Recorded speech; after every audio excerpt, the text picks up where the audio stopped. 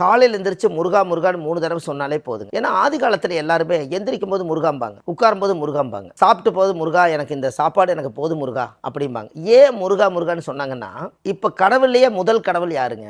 முதல் கடவுள் விநாயகர். அப்படித்தான் எல்லாம் சொல்லிட்டு இருக்காங்க. விநாயகர் காலப்போக்கில் பார்த்தீங்கன்னா விநாயகர் தலை தனியா இருந்ததை உருவாக்கப்பட்டது. ஆனா முருகர் இயற்கையாவே சிவனுடைய குழந்தையாவே வராங்க. கரெக்டுங்களா? அப்போ இவர் ரொம்ப ஆக்ரோஷமா அண்ணன் தம்பி கிட்ட சண்டை போடும்போது பிரச்சனை என்னன்னா, செயற்கைக்கும் இயற்கைக்கும் பிரச்சனை வந்ததுனால தான் அந்த பழக்கதை வந்ததுக்கு காரணம். கரெக்டுங்களாமா? அப்படி இருக்கும்போது சூரசம்பாரத்தில் திருச்செந்தூர்ல அசுரரை அழிச்சிருவாங்க. இதை அழிச்ச உடனே இவருக்கு என்ன ஆகுதுன்னு கேட்டீங்கன்னா, எவ்வளவு பெரிய தெய்வ பிறவியா இருந்தாலும் மனிதர்களா இருந்தாலும் ஒரு உயர கொண்டாச்சுன்னு சொன்னா பிரேதசாபம் பிரம்மகத்தி தோஷம் நிவர்த்தி பண்றதுக்காக திருப்பூர்ல அவனாசி பக்கம் ப்ளஸ் கோயம்புத்தூர் ரோடு திருமுருகநாத சுவாமி, திருமுருகன் பூண்டி, திருமுருகநாத சுவாமின்னு சிவனோட பேரே திருமுருகநாத சுவாமி.